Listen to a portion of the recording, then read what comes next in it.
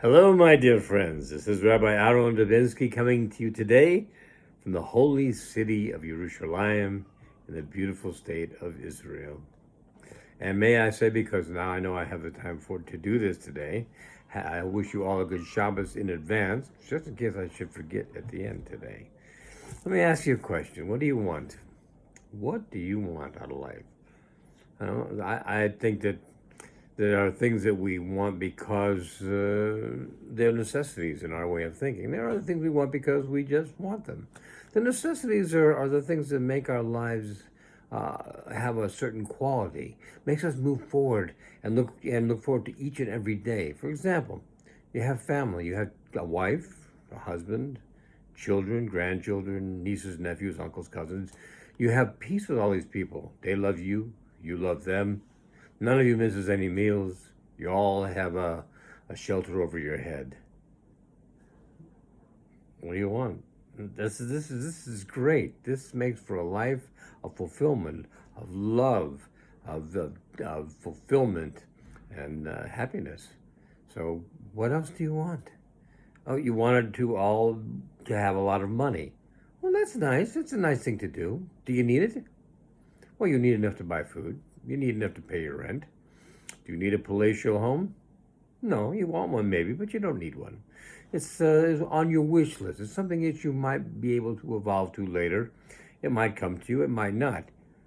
However, if it doesn't come to you, does it take anything away from having a healthy family that you love, that loves you, and who can provide for themselves in a way that they're not starving, that they're, in a word, comfortable. And comfortable, the word is overly used in our lifetimes, and it's used to mean somebody who has a lot of money.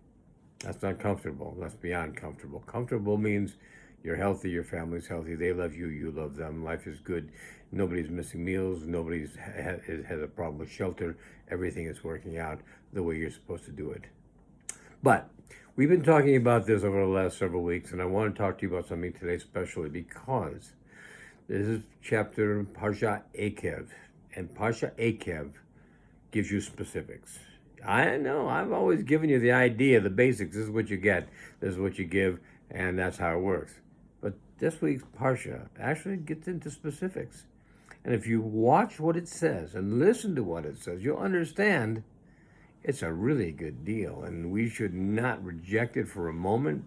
We should not push it away. We should cleave to it, hold it close to us, because this is the life that we were meant to live.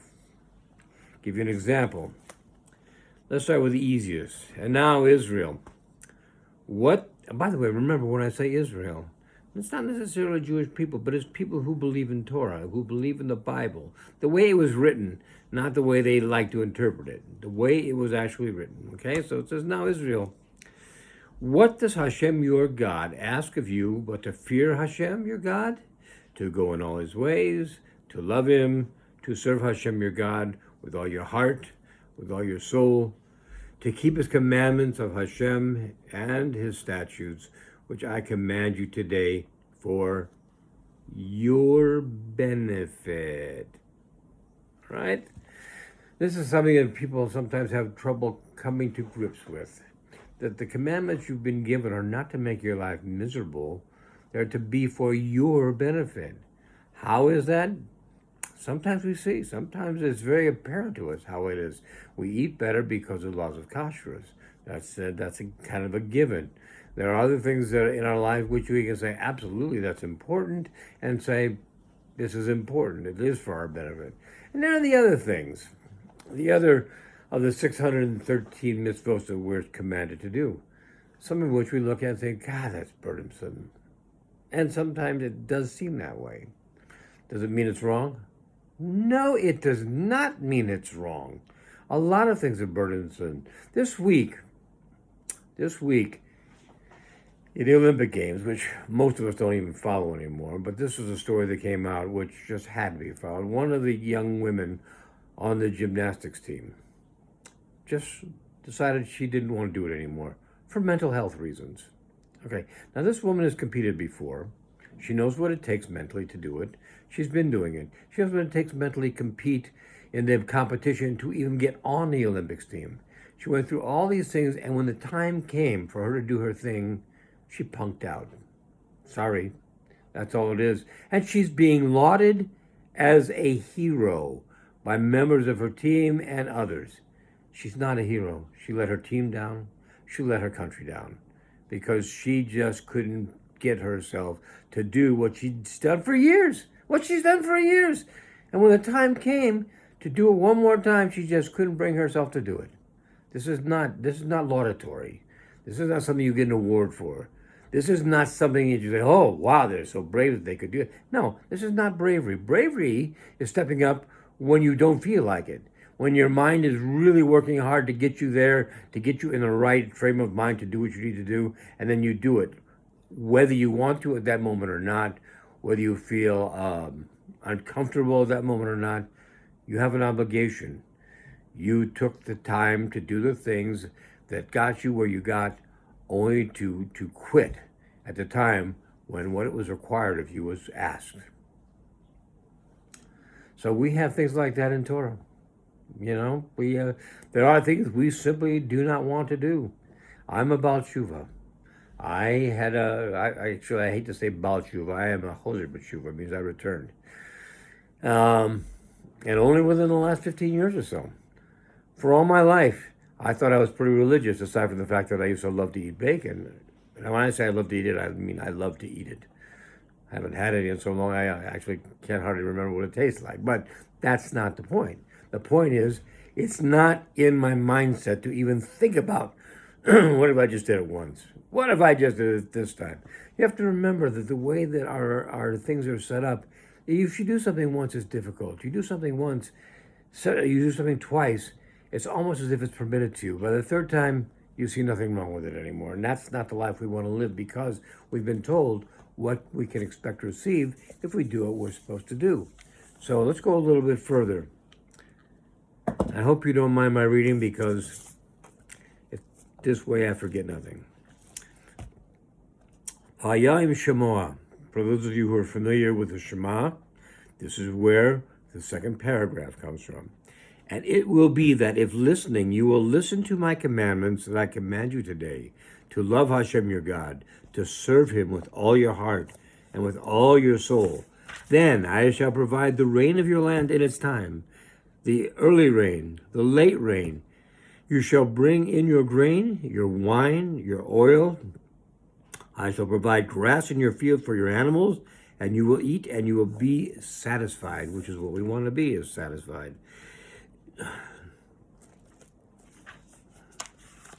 And finally, and just as important, if observing, you will observe all this commandment that I command you, to perform it, to love Hashem your God, to go in all his ways, and to cleave to him. Hashem will drive out all nations from before you. You will drive out nations greater than and mightier than you. No man will stand up before you. Hashem your God will set your terror and your fear on the face of the entire land where you will tread, as he spoke to you. Wow, wow, wow, wow. You get that? This is a really great deal. Why are we not jumping at it and going, yeah, we'll do this. Well, some of us are. Or some of us are trying to do our best. And then there are some out there who just don't care at all. And I got to believe it's because either one of two things happens. One, they just don't care to have a life that's that good, which is ridiculous. Everybody wants a life that's that good. Or two, they don't believe it. They don't believe that the creator of the universe would be able to promise and deliver on all things that were said here. But trust me, my friends, he can promise, he promises and he delivers. I came to Israel 10 years ago. I had never been here before. I was 60 years old at the time. Since I'd never been here before, I didn't speak the language. I still speak it very poorly. And I knew nobody. I had nobody to help me. Oh, yeah, you caught me. I did have somebody to help me.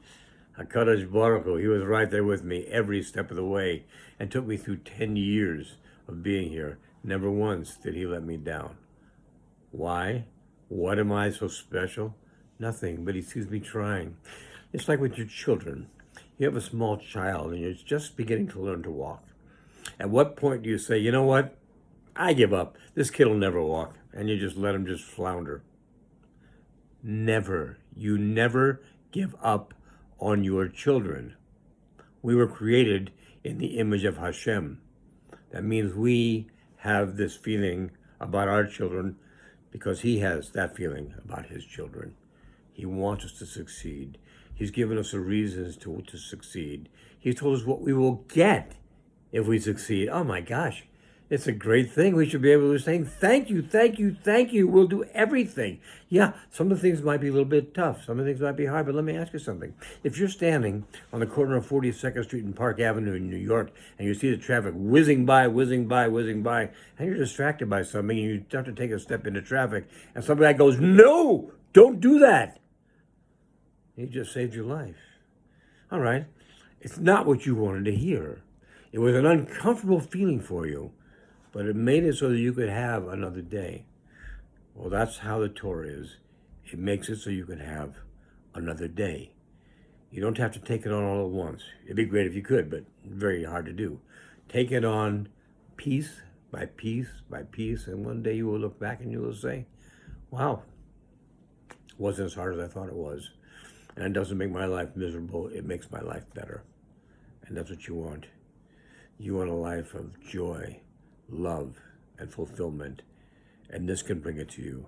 Not to mention it can bring your own personal redemption, which leads to the final redemption, which brings the coming of Mashiach Tzidkenu, and the third, Beit HaMikdash, B'meirav Yomeinu. My friends, again, have a great Shabbos, a great week ahead.